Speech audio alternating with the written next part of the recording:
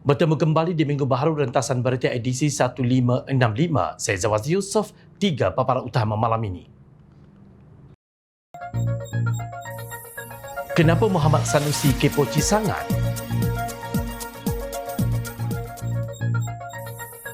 Dalang lombong haram penderhaka.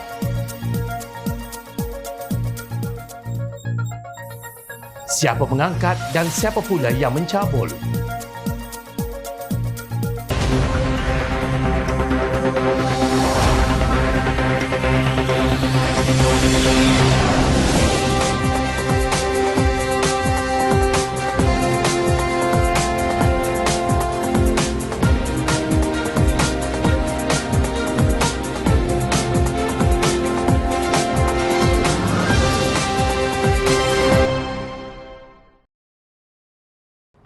Assalamualaikum dan salam sejahtera. Salam 1 Ramadan 1445 Hijrah.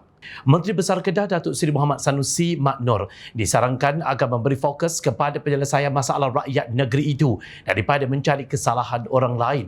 Malah beliau sentiasa ditegur agar mengambil pendekatan menjelaskan isu secara bertanggungjawab berbanding mengalih perhatian dengan loklak apabila membangkitkan sesuatu isu yang kadang-kala tiada kaitan.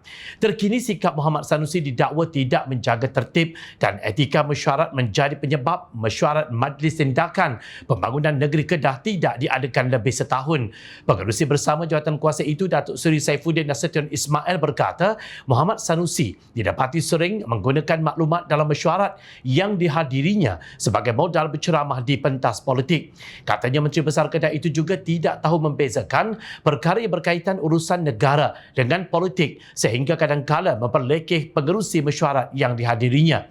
Dia tidak perlu mengadu kenapa mesyuarat pembangunan negeri tidak dibuat. Menteri Besar ini banyak hadir mesyuarat-mesyuarat persekutuan, mesyuarat keuangan dan mesyuarat keselamatan. Tetapi saya dapati apabila dia balik daripada mesyuarat itu, dia gunakan maklumat dalam mesyuarat untuk ceramah kepada PAS cawangan, sedangkan maklumat yang disampaikan tidak memberi gambaran sebenar. Mesyuarat-mesyuarat rasmi kerajaan ada yang bertaraf rahsia besar, bertaraf sulit, dan kalau dia hadir mesyuarat persekutuan kemudian balik hanya untuk memperlekeh apa yang berlaku dalam mesyuarat, maka dia seorang yang tidak menjaga dekoram. Katanya seperti dipetik bernama. Pada sesi penggulungan sidang Dewan Undangan Negeri Dun Kedah Khamis lalu, Muhammad Sanusi kecewa dengan tindakan Saifuddin yang didakwa gagal mengadakan mesyuarat berkenaan sejak lebih setahun bagi membincangkan projek infrastruktur kerajaan persekutuan di Kedah dengan kerajaan negeri. Sementara itu, Saifuddin berkata tiada sebarang gangguan terhadap tugas dan peranan beliau sebagai pengerusi jawatan kuasa berkenaan bagi memantau pelaksanaan projek-projek persekutuan di Kedah walaupun mesyuarat itu sudah lama tidak diadakan. Malah projek-projek persekutuan di negeri terbahagi kepada dua, iaitu projek bukan fizikal yang boleh dilaksanakan seperti biasa dan projek fizikal yang kebiasaannya melibatkan kerja-kerja sambungan daripada kelulusan terdahulu. Tadi saya hadir program di bawah Pejabat Kemajuan Negeri. 3 hari lepas pun saya hadir yang sama. Jadual saya penuh untuk bulan-bulan ke depan kerana kita melihat projek-projek sambungan yang tidak boleh berlaku kelewatan seperti projek loji rawatan air.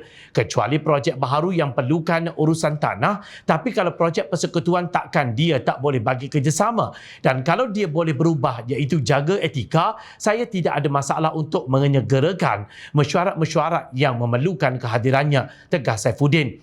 Jelas di sini Menteri Besar Kedah yang bernama Datuk Seri Muhammad Sanusi Mak Nur perlu memperbaiki sikap tidak matang dan bertaraf kepoci jika ikhlas mahu berbincang dengan kerajaan pusat berhubung pembangunan negeri berkenaan. Jika benar Menteri Besar Kedah ikhlas untuk bercakap soal rakyat, maka beliau harus menjaga pertuturan beliau dan bukannya sentiasa melemparkan persepsi jahat dan fitnah kepada Perdana Menteri dan kerajaan persekutuan serta membocorkan rahsia yang tidak sepatutnya dikongsikan, apatah lagi di pentas ceramah PAS. Untuk Muhammad Sanusi, hubungan baik antara Perdana Menteri Datuk Seri Anwar Ibrahim dan menteri besar daripada parti lain di beberapa negeri yang berlainan boleh dijadikan rujukan. Bagaimana mungkin agaknya perkara yang asas seperti pembangunan Kedah mahu dibincangkan jika kewarasan beliau sebagai Menteri Besar yang mahu membincangkan perkara itu jelas tidak kelihatan. Isu yang melibatkan rahsia kerajaan, perlembagaan dan keutamaan pembangunan perlu dibuat secara relevan. Masih ada banyak lagi pembangunan daripada sudut kemiskinan yang perlu diselesaikan dan diberikan tumpuan segera demi rakyat berbanding melayan ketidakmatangan Muhammad Sanusi dan sikap kepoci beliau. Pada 29 Februari lalu, Menteri Dalam Negeri Datuk Seri Saifuddin Nasution Ismail mendedahkan bahawa daripada 20,880 operasi penguatkuasaan yang dijalankan oleh Jabatan Immigration JIM dalam tempoh 1 Januari 2022 hingga 27 Februari, menahan 58,508 orang pendatang tanpa izin. Dalam serbuan tersebut, 871 majikan didapati telah melakukan kesalahan di bawah Akta Immigration 1959-63. Menurut beliau, 5 negeri iaitu Selangor, Wilayah Persekutuan, Kuala Lumpur, Johor, Sabah dan Sarawak merekodkan keberadaan parti tertinggi.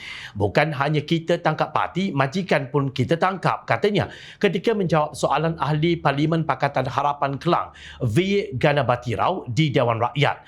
Di Kelang sahaja, kata Saifuddin, terdapat 8 hotspot atau lubuk yang menjadi tumpuan parti. Beliau menjelaskan serbuan dilakukan selang sehari yang menunjukkan kerajaan amat konsisten dalam usaha untuk membanteras kebanjiran parti di negara ini. Menerusi Facebook rasmi Jabatan Immigration Malaysia, agensi penguatkuasa berkenaan merekodkan serbuan yang dijalankan di seluruh negara termasuk Sabah dan Sarawak. Ini termasuk satu operasi membanteras kegiatan pelembungan haram di Kemaman Terengganu yang menggaji pendatang tanpa izin.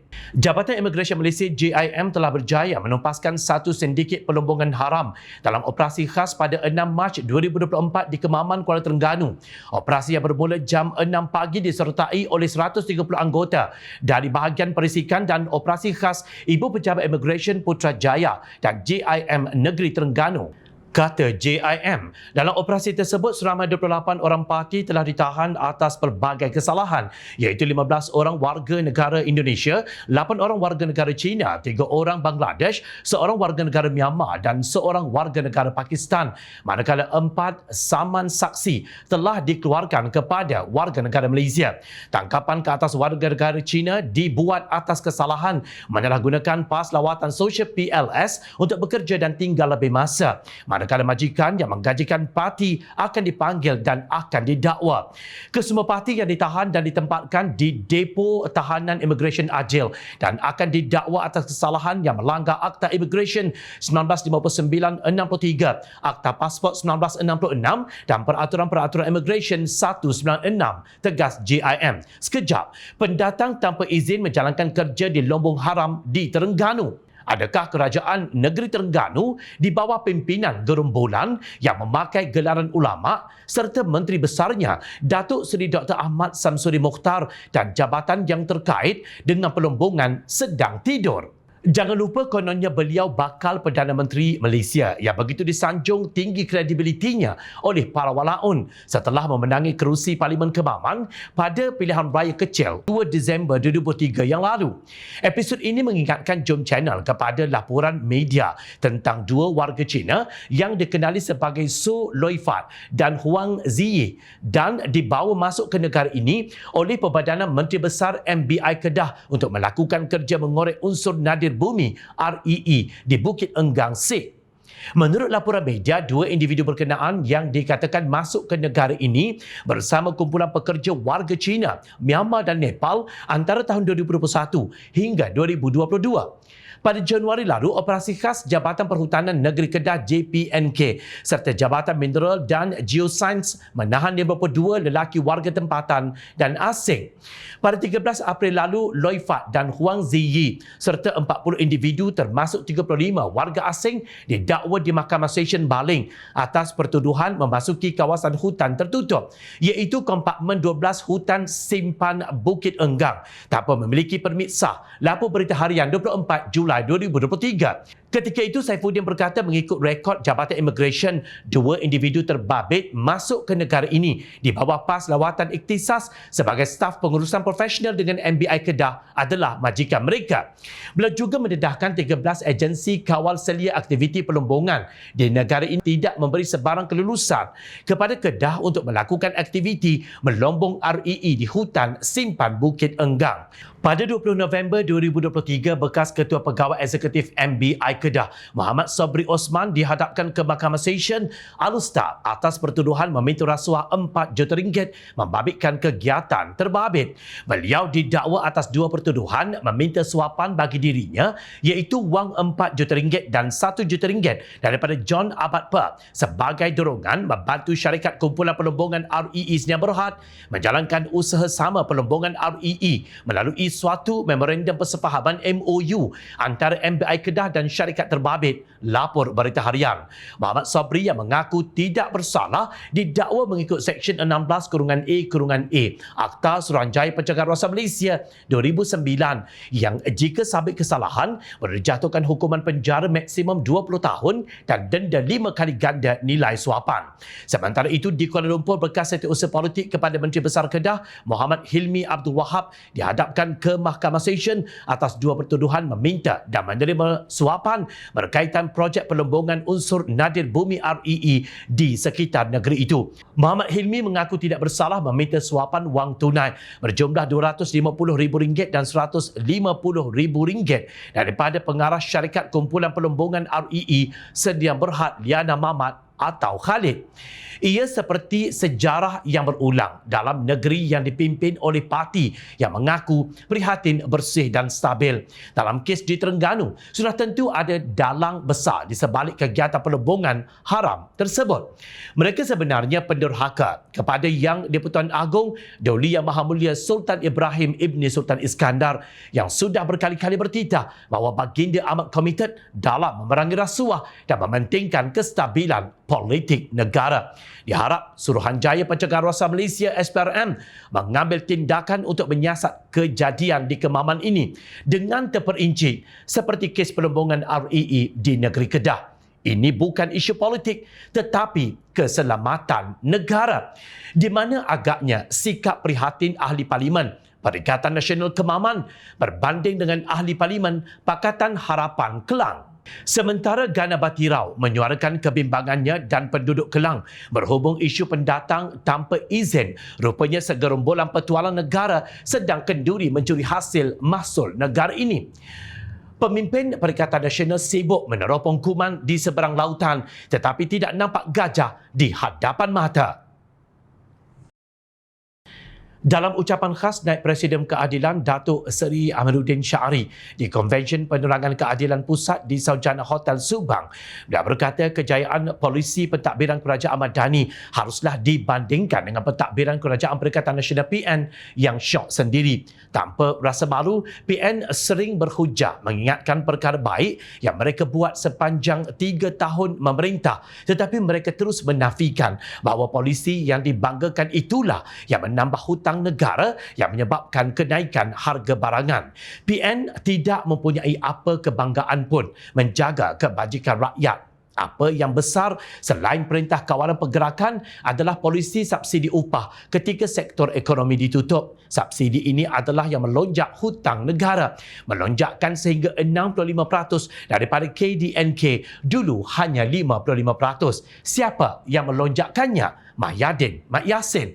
Sebaliknya kita menaikkan jumlah sumbangan tunai rahmah, PM yang menaikkan kadarnya. Bonus penjawat awam inilah dalam 15 tahun kita mampu beri RM2,000. Zaman Mahyadin RM500 sahaja, katanya. Tegas Menteri Besar Selangor itu, penerangan keadilan tidak boleh terikut-ikut dengan isu kenaikan harga barang dan beberapa isu lain yang dimainkan pembangkang. Sebaliknya perlu mempropagandakan prestasi kecemerlangan Kerajaan Madani. Katanya lagi, PN juga tidak berani berdebat di Parlimen mengenai polisi ekonomi sepanjang mereka memerintah kerana terbukti dengan pengeluaran berkali-kali caruman. Kumpulan wang simpanan pekerja KWSP menyebabkan rakyat tidak mempunyai simpanan mencukupi di hari tua. Saya sebut di Parlimen tidak mampu PN bangun berbahas sebab mereka selain beri subsidi upah, benarkan KWSP dikeluarkan berkali-kali jadi polisi yang lebih baik. Sehingga di umur tua rakyat, kata pakar ekonomi, hanya punya simpanan RM3 untuk kehidupan mereka sebab KWSP dikeluarkan banyak kali. Kerajaan PN sewaktu memerintah tidak mampu hasilkan duit, inflasi memuncak, harga barangan naik puncanya PN, tetapi mereka kata ini salah kerajaan Madani. Kita kena ada keberanian untuk terangkan keburukan PN dengan fakta dan sebagainya, kata beliau lagi. Terkini Tan Sri Mahyadin Mat Yassin yang juga ahli Parlimen Paguh ketika Konvensyen Wakil-Wakil Rakyat Perikatan Nasional 2024 mengingatkan kerajaan tidak boleh sesuka hati menyekat hak dan kebebasan rakyat. Tanpa sedikit pun melihat semula rekod kebebasan demokrasi ketika negara di bawah pentadbiran beliau sebagai Perdana Menteri tebuk atap. Seluruh dunia masih mengingati tindakan Mahyadin yang pernah mengisytiharkan darurat dan menggantung parlimen adalah tidak demokratik serta menekan kebebasan. Presiden Parti Bumi Bersatu Malaysia Bersatu itu berkata, kononnya Malaysia mempunyai landasan undang-undang serta kuasa kerajaan dihadkan oleh perundangan. Justru apabila di Konvensyen PN, Mahyadin menuduh dan mendakwa kerajaan Madani pimpinan Datuk Seri Anwar Ibrahim sebagai menekan kebebasan dan tidak demokratik, maka sangatlah molek jika Mahyadin melihat kembali rekod lampaunya, apa yang mampu dibanggakan beliau.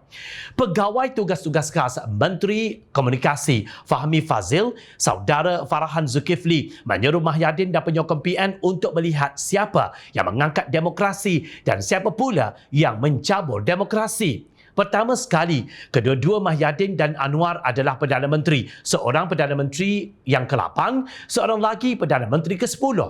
Apa asas demokrasi yang seorang Perdana Menteri kena buat? Kena buktikan yang mereka ada sokongan majoriti. Anwar sejurus dilantik ke jawatan Perdana Menteri. Dia terus usulkan undi percaya untuk tengok berapa ramai sokong dia. Akhirnya, usul lulus dan Anwar terbukti ada majoriti. Mahyadin bukan setakat tidak berani buat usul sendiri, siap tolak usul pembangkang untuk cek. So, siapa yang tak praktis demokrasi? Soal beliau dipetik Malaysia Tribune. Satu lagi tiang demokrasi adalah parlimen. Namun apa yang berlaku di zaman Mahyadin? Beliau tutup parlimen dan tidak membenarkan bersidang begitu lama. Alasan kononnya sebab COVID-19 itu tidak masuk akal. Ini kerana ketika itu hampir ke semua sektor sudah mula beroperasi macam biasa kecuali parlimen. Jadi, siapa yang tidak mempraktikkan demokrasi? Bila rakyat marah sebab sektor lain semua dah buka tapi parlimen ditutup, apa Mahyadin buat? Dia isytiharkan darurat. Dahlah isytihar darurat, ahli Parlimen PN pula menipu rakyat guna nama Yang di-Pertuan Agong untuk cover up kebaculan mereka. So, siapa yang tidak praktis demokrasi? Tempelak Farhan. Sekarang, ayuh kita bandingkan kebebasan zaman Mahyadin dan zaman Datuk Seri Anwar Ibrahim. Daripada segi kebebasan media, zaman Mahyadin, Al Jazeera buat laporan pun siap diserbu mereka. Zaman Anwar tiada pula insiden sedemikian dilaporkan. Perlu diingatkan bahawa di zaman Anwar, ranking kebebasan media, kita mencatat kedudukan terbaik dalam sejarah. Persoalannya, siapa yang tidak mempraktikkan demokrasi?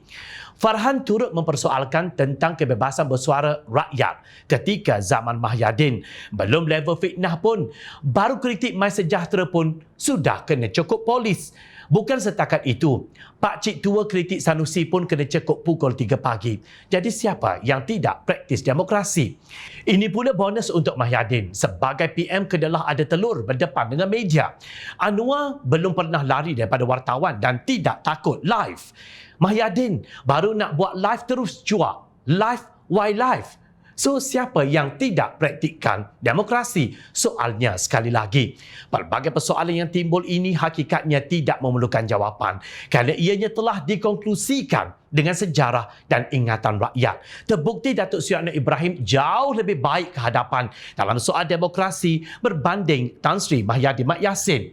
Mahyadin bukan sekadar jauh ke belakang berbanding Anwar daripada segi demokrasi, malah menjadi satu-satunya Perdana Menteri yang menjadi PM melalui pintu belakang, tebuk atap dan jalan khianat. Peliknya, Mahyadin masih ada muka dan ada hati untuk berbicara tentang demokrasi yang pernah dicabul, dibogel dan diperkosa beliau bersama gerombolan pengkhianat, termasuk beberapa orang ulama jadian. Rakyat tidak pernah lupa dan ingat, rakyat sentiasa memerhati. Jom Channel mengucapkan jutaan terima kasih kepada para penyokong dan kepada yang berminat untuk memberikan sumbangan bagi memberikan kami meneruskan perjuangan menyampaikan berita yang benar. Sumbangan boleh dibuat melalui akaun bank yang tertera. Teruskan bersama kami di Jom Channel bersama saya Zawaz Yusof. Terima kasih untuk perhatian yang anda berikan. Assalamualaikum, salam sejahtera. Selamat menunaikan ibadah puasa.